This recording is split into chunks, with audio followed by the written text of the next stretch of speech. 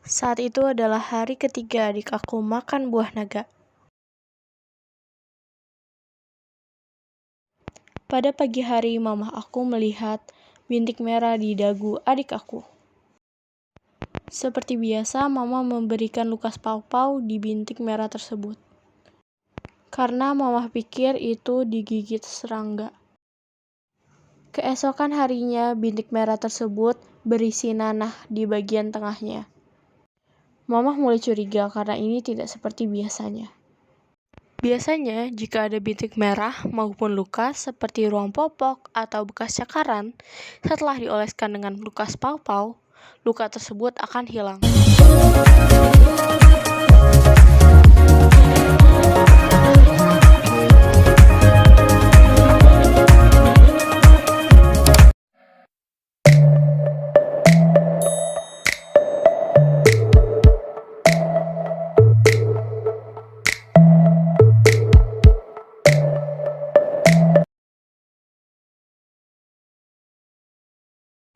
Bintik merah tersebut berubah menjadi luka. Dan di bagian leher juga terdapat luka yang sama. Begitu juga pada bagian lengan kanannya. Luka tersebut semakin lama semakin melebar. Akhirnya, mama mencoba konsultasi dengan nantulang aku yang punya sepupu bidan. Jadi, kesimpulannya, sepupunya nantulang menganjurkan untuk membeli salep kulit tersebut karena diduga itu impetigo.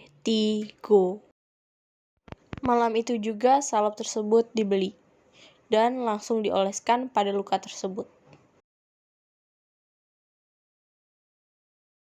Keesokan harinya, luka tersebut menyebar pada bagian bawah bibir sebelah kanan dan pada bagian bawah mata sebelah kiri. Begitu juga pada bagian leher, lukanya melebar dan bertambah banyak. Akhirnya malam itu mama memutuskan untuk membawa adik ke rumah sakit. Sambil menunggu dokter spesialis anaknya datang, adik diperiksa suster terlebih dahulu. Suhu tubuhnya, berat badannya, dan tinggi badannya. Setelah itu, adik pun diperiksa oleh dokter spesialis anak. Dan dokter mendiagnosa bahwa itu impetigo. Impetigo merupakan infeksi kulit yang disebabkan oleh bakteri dan dapat menular melalui kontak langsung dengan kulit. Sambil menunggu racikan obatnya selesai, adik tetap bersemangat untuk bermain. Tidak hanya secara medis saja, jalur tradisional pun mama tempuh demi kesembuhan adik. Adik dimandikan dengan air rebusan daun ciplukan. Konon katanya di suatu daerah sakit seperti itu disebut sawan ciplukan.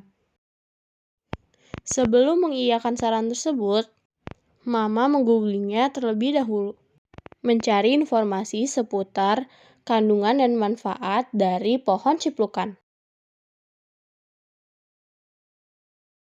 Pada bagian hidung yang terkena cakaran, lukanya semakin menebal, hampir menutupi lubang hidungnya. Pada bagian dagu, lukanya sudah mengering, bahkan ada yang sudah mengelupas. Tetapi tidak di bagian leher. Karena berada di area lipatan, luka di leher semakin melebar dan masih mengeluarkan cairan. Sumpah, ini luka tuh baunya amis banget. Kalian bisa bayangin kan baunya seperti apa? Karena tergesek-gesek, luka yang di tangan dengan sendirinya mengelupas.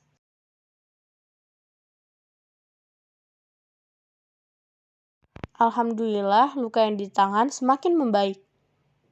Selain di sini, terdapat juga luka di dekat ketiak. Alhamdulillah, di bagian leher juga sudah mengering.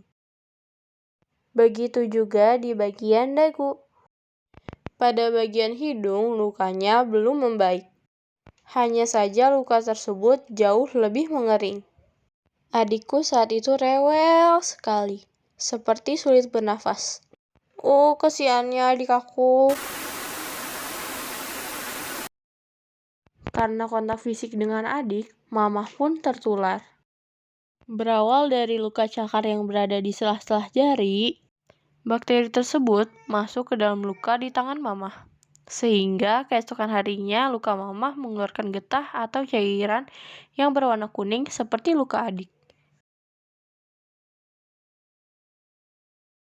Alhamdulillah, lukanya semakin lama semakin mengering dan sudah mengelupas, terutama pada bagian lengan. Walaupun sakit, dia tetap bersemangat untuk bermain. Apapun kondisinya, kita harus tetap semangat ya, Dek. Saat mandi sore, Mama membersihkan luka pada bagian hidung. Karena Mama tidak tega melihat adik yang tidak nyaman dengan luka yang berada di hidungnya.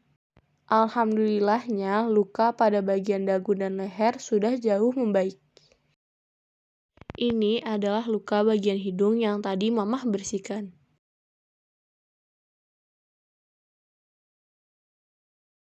Alhamdulillah, sekarang luka di bagian hidungnya sudah membaik. Sekarang Sakinah yang tertular. Padahal Sakinah tidak punya luka saat itu. Menurut penjelasan Mamah, bakteri tersebut bisa masuk dan tertular melalui luka.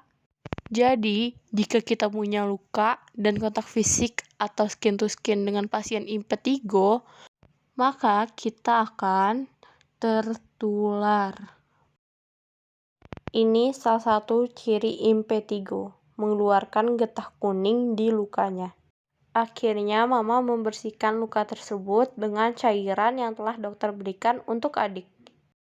Mohon maaf sekali, aku nggak bisa kasih tahu kalian detailnya apa aja obat yang dokter berikan kepada adik aku yang terkena impetigo. Karena setiap orang memiliki riwayat yang berbeda-beda. Oh ya, ini foto luka yang sudah dibersihkan dengan cairan tersebut. Alhamdulillah, kulit adik aku kembali lagi seperti semula. Hanya saja pada bagian lengan terdapat noda hitam bekas luka.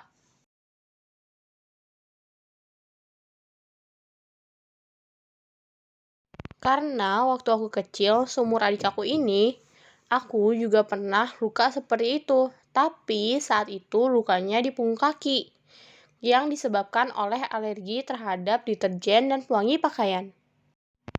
Ternyata beda sakitnya. Untung rumah sakit, walaupun terlambat. Habisnya ada corona sih, jadi orang mau ke rumah sakit takut. Kalau nggak urgent banget, ya nggak ke sana.